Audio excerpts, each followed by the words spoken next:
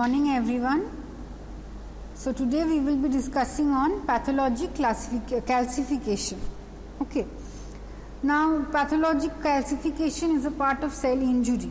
So you must have read about cell injury, how the cell tries itself to first combat to any kind of injury, but unfortunately due to certain reasons the cell are unable to adapt itself to the stress, so it leads to certain other things. Okay, so pathologic calcification is also one of them. Okay, so now what is pathologic calcification? Now this is a term which is very commonly occurring all over the body, you can say. It is a very common process. Okay, and this occurs in a wide variety of diseases also. So there is an abnormal deposition of calcium salts occurring in all parts of the body except bones and teeth. Here always you will find calcium present. So this is the normal places where calcium salts you will find. Okay, so now there are different types of calcification, particularly two types. One is the dystrophic calcification and one is the metastatic calcification. Okay, now what is dystrophic calcification? Now in this form what is happening, there is deposition of calcium salts but in dead or degenerated tissues. Okay, not in the normal tissues. Okay, in this form the calcium metabolism is normal. Okay, but it is depositing in injured or dead tissue. Okay, like areas of necrosis of any type. Okay, see, but you will find that the calcium metabolism will be normal and the serum calcium levels will also be normal. Okay, second is the metastatic calcification, which is occurring in normal tissue. Okay, not in dead or degenerated or injured tissue. This is occurring in normal tissue, and this is always associated with deranged calcium metabolism. Okay, and it is associated with always hypercalcemia. Okay, so I will be discussing briefly in detail about these two particular types of calcification. Okay, now let me tell you that the etiology as well as the pathogenesis of these two different types are both different. Okay, not the same. Morphologically it can appear same, like normal resembles the normal elements of the bone, but the etiology as well as the pathogenesis are different for both. Okay, in a normal hematoxylin and eosin stain, how will it look like? The calcium salts will appear very deeply basophilic. Okay, and irregular, as it will appear in granular clumps. Okay, and these depositions can take place both intracellular as well as extracellular, or it can occur in both intra as well as extra. Okay, and occasionally sometimes what happens, you can see a heterotrophic bony ossification also taking place in the bone particularly. Okay, now calcium deposits can be confirmed by certain amount of special stains. So there are different special stains which are used to confirm the presence of calcium deposits. Okay, number one is silver impregnation method of von Cossa. Okay, and this is producing particularly black color.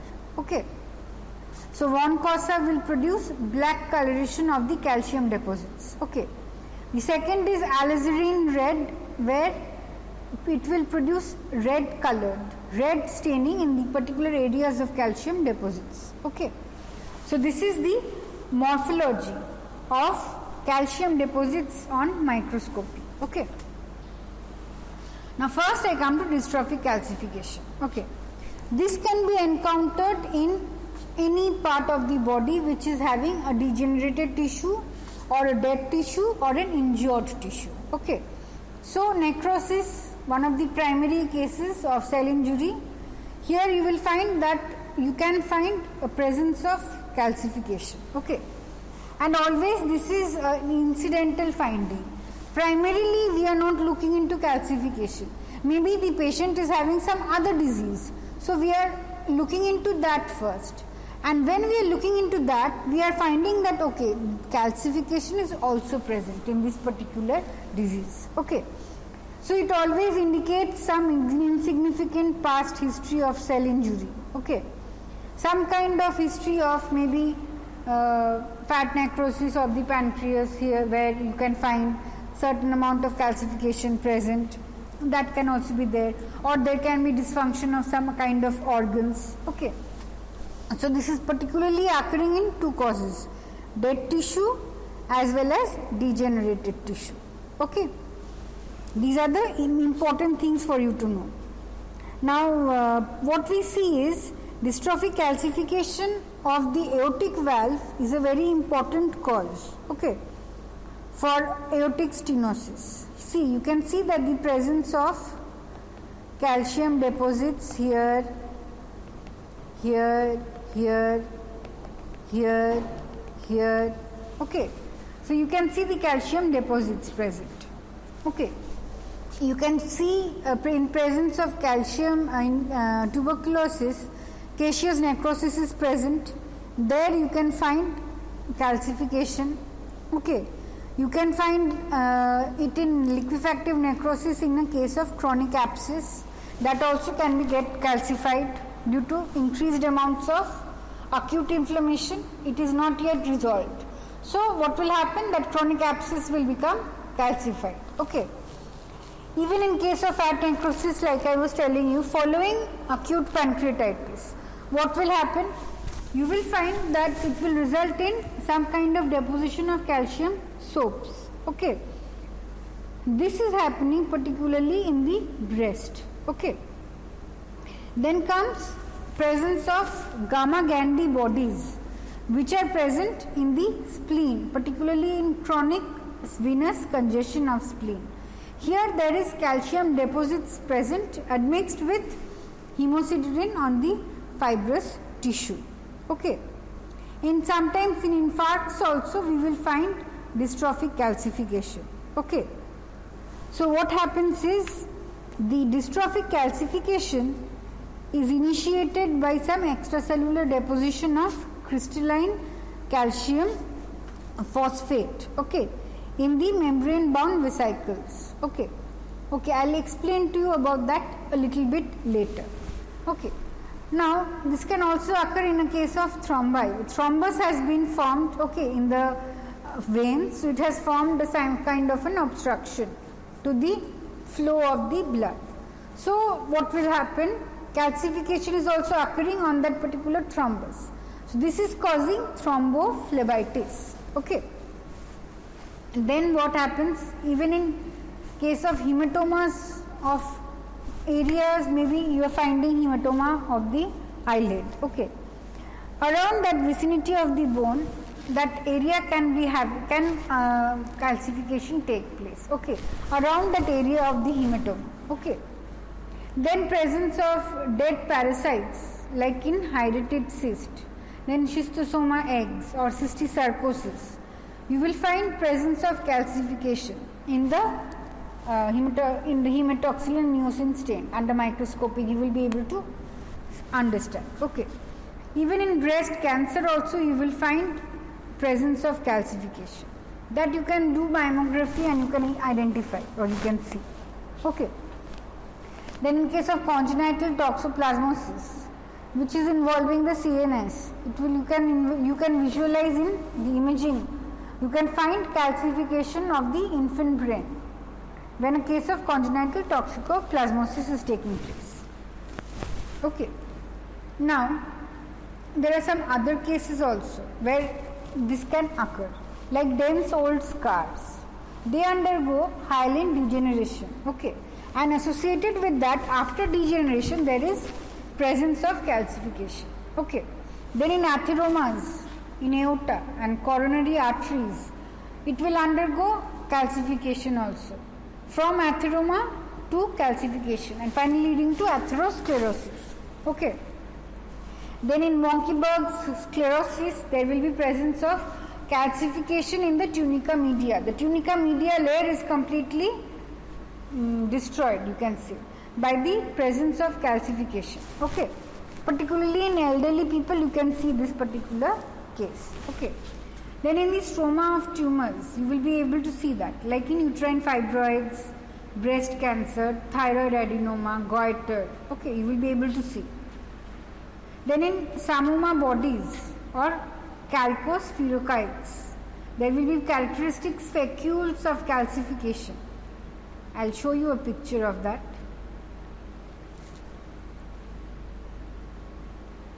See, these are the psammoma bodies. There are quite a number of psammoma bodies present here. Like here, sorry, this is not working, the pen, so I am unable. You can see these multiple number of calcified bodies. Okay, these are called psammoma bodies. Okay, and these psammoma bodies are present in certain number of cases of meningioma, then papillary serous cyst adenoma, then papillary carcinoma of thyroid. In these particular cases, in these you will be able to see psammoma bodies. Okay, this is also a type of calcification only, dystrophic calcification. Then when in any kind of cysts which are present for a long duration of time, like in epidermal cysts or pilar cysts, you can see that it will become calcified. Okay. Then comes calcinosis cutis. This is an unknown condition where there will be nodular deposits of calcium on the skin, okay, or in the subcutaneous tissue. You will be finding these are small nodules, okay, nodular deposits particularly, okay. Then senile degenerative changes also are accompanying dystrophic calcification in costal cartilage or tracheal or bronchial cartilage, okay. Okay, see, here there is parenchyma. This is a pancreas, okay. The parenchyma of the pancreas is absolutely fibrotic. This is the fibrotic component, okay. And associated with that you can see these whitish chalky calcium deposits, okay. See here, then here also, here also, here also, okay, here also, okay. So these are calcifications of the pancreatic parenchyma, okay. In mitral stenosis also, see the valve has commissured here and you can find that there is fusion of the commissure, okay, and there is calcification also present here, then here, okay.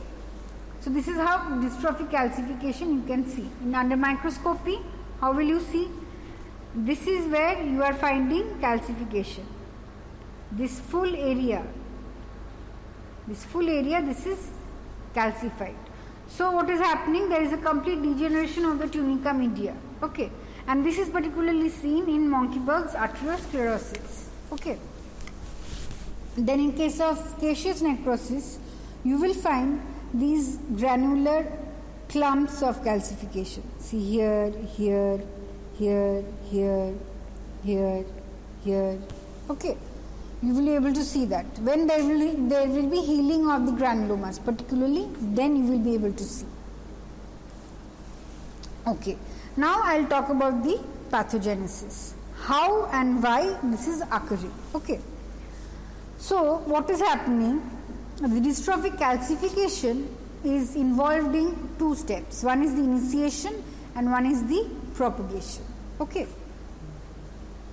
Here we are seeing that degenerated proteins are being necrotized or degenerated tissue are binding to the phosphate ions. Okay. So what is happening? The dystrophic calcification is initiated by the extracellular deposition of crystalline calcium phosphate. Okay. This crystalline calcium phosphate, see, I'm sorry, this pen doesn't work. The calcium phosphate is accumulating intracellularly as well as extracellularly. Okay. Intracellularly it is being accumulated in the mitochondria. Okay. And extracellularly it is in the membrane bound vesicles. Okay. Here what is happening?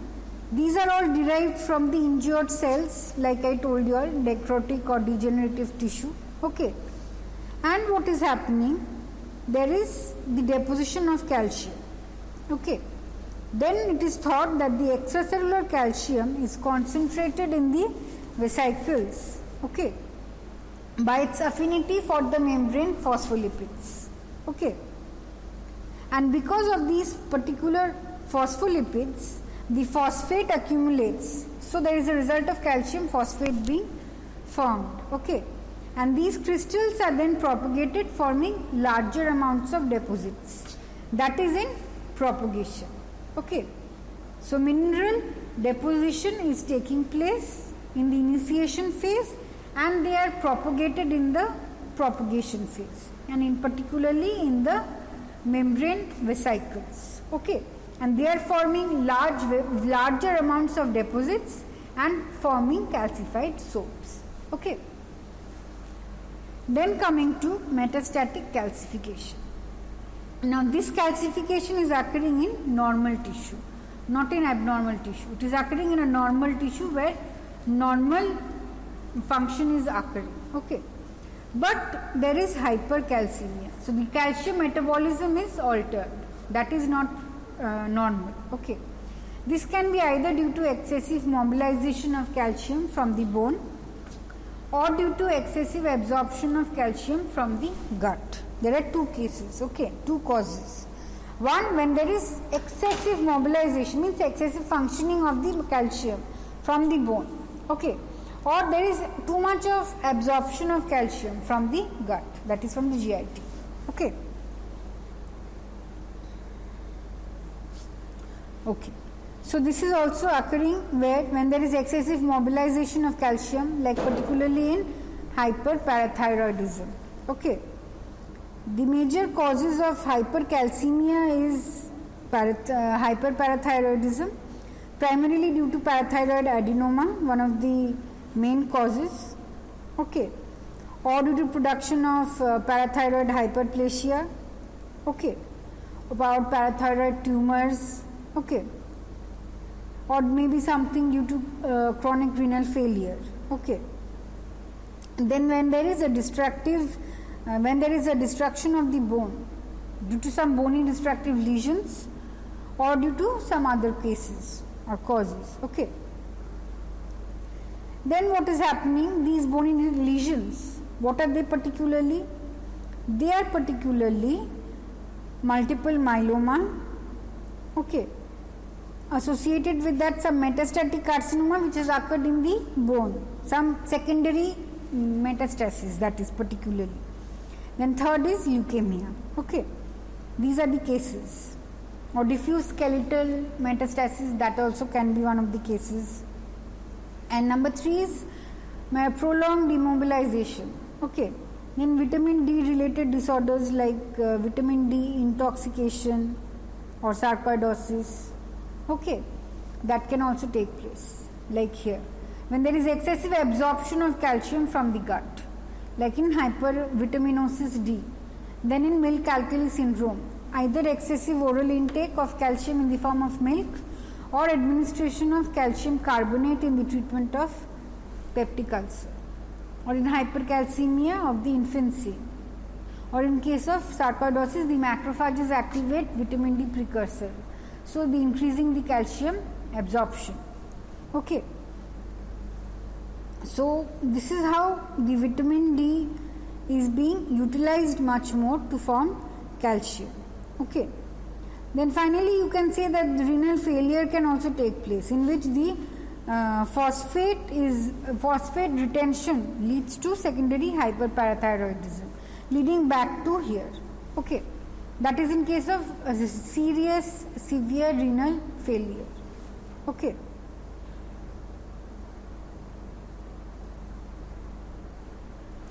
So, what are the sites of metastatic calcification? They particularly include kidney. Okay. Why kidney? Here you can see in the base, this is the basement membrane, okay, of the tubules. Here you are seeing that there is presence of calcification.